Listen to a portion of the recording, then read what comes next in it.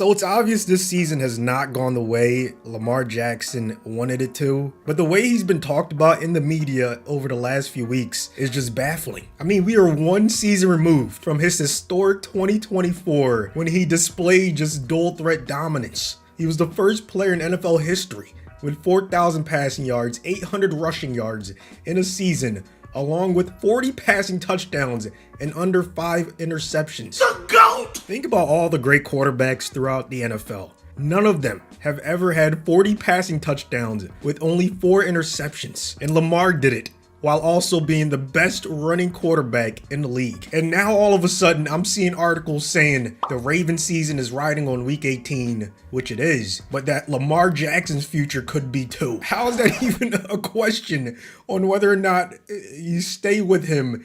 I mean, he's under contract through 2027, but somehow people expect or think that he could be up for trade, which I think is just absolutely insane.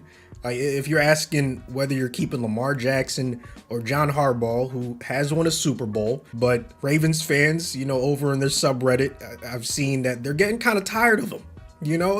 Especially if you have to choose between the two, they think it's a no-brainer. For the majority of the fans, it's not even a question. You bring back Lamar, and from the outside looking in, I feel that's the way to go as well. And I think any sane NFL fan would feel the same way. I mean, we would love to have a healthy Lamar Jackson at the quarterback position. Now, this all came to a head when Mike Preston of the Baltimore Sun suggested that the team should explore trading him. He cites that apparently there's a long simmering awkwardness between the Ravens and Lamar, stemming from the fact that he does not have an agent, so they have to talk to him directly when dealing with contract negotiations and things like that. He also states that issues with condition, diet, sleeping in meetings, staying up late playing video games have led to some frustrations with Lamar Jackson as he approaches his 30th birthday. Now, my question is, okay, obviously that's not ideal. You probably want your quarterback to not sleep in meetings or have issues with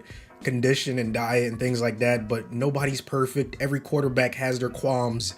And why wasn't this a problem last season when he was putting up historic numbers and had an unbelievable dual threat performance? How come these issues weren't brought up then? Clearly it wasn't too much of a problem when he was putting those numbers up and helping lead you guys to another playoff run. That's a whole different discussion, the playoffs, but we could talk about that in another video. Like, to put all the blame on him for their shortcomings in the playoffs over the past handful of years would just be careless.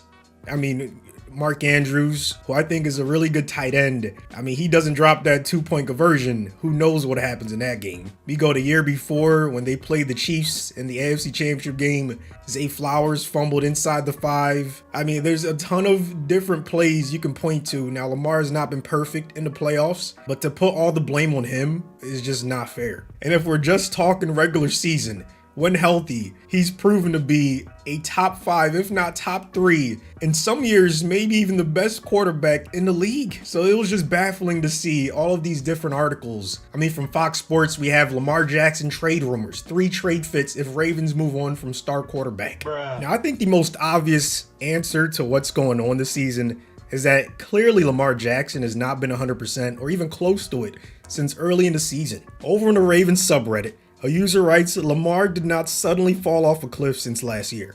I'm not sure why some fans cannot understand this. He's been hurt all season. Our offensive line has gotten worse. He cannot move well enough to cover this up.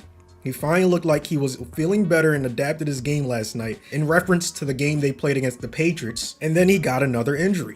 Rumors have said hamstring, both ankles, and now back. He should be fine next year, but the Ravens need to be extremely conservative with him to finish the season. And then right below that, another user writes, hell, he looked fine the first 3 games or so this year. To your point, he didn't get bad overnight.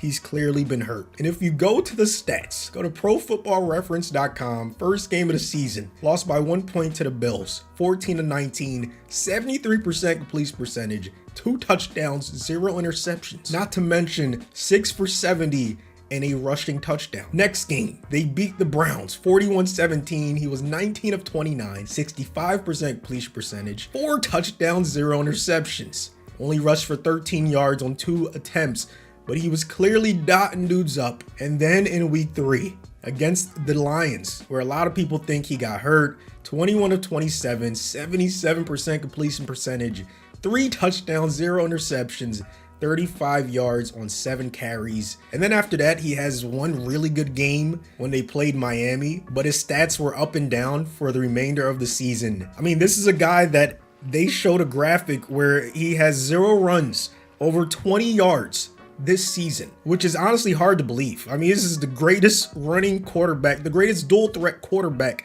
arguably, in the history of the NFL. To have 0 runs over 20 yards is just unheard of for Lamar, and it's obvious that he's hurt, if not by that stat, by everything we've said so far in this video. Just 8 days ago, Jeff Zrebiec tweeted out, Lamar Jackson says he has a CT scan tomorrow, said he was in too much pain to continue, said he got a Toradol shot and tried to throw the ball, but it was not happening. So he's in too much pain to throw the football, and people are saying he just doesn't have it anymore. I mean, it's clear to me that he's playing with injuries and he just needs to get healthy. I mean, we've seen running quarterbacks, dual threat quarterbacks not have it anymore.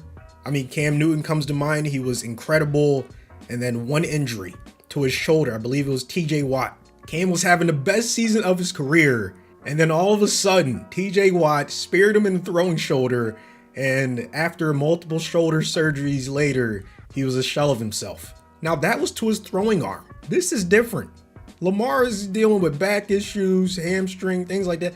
And I get it. If he can't move the same, if he doesn't come back healthy next year, maybe you start discussing trading him, things like that. But if he gets a full offseason, returns back to close to 100%, gets back his mobility and what makes him a special quarterback, I think it's a no-brainer.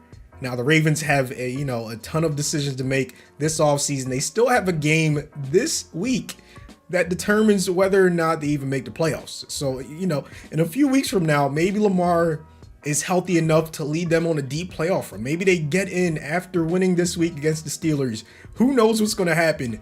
I just think the hate has been unwarranted. These articles are baffling to see that they're even considering trading him based off of what he did last season, or even what's going on this season, and ignoring the context that clearly he's playing injured. You give him some time to get healthy and then reevaluate things in the offseason. If you have to make a move, I think it's a no-brainer to keep Lamar, get rid of Harbaugh, and start over. Let me know what you guys think. Do you think it's crazy that the Ravens would consider moving on from Lamar after how good he's been? Let me know your thoughts. 'Cause I'm on one, ay, number one, ay, I'm the one, yeah, getting it done, ay, yeah, it's one of them ones, yeah, rolling up, ay, fill my cup, ay, on my way up, yeah, ay, 'cause I'm on one, yeah, number one, I'm the one, yeah, getting it done, ay, it's one of them ones, yeah.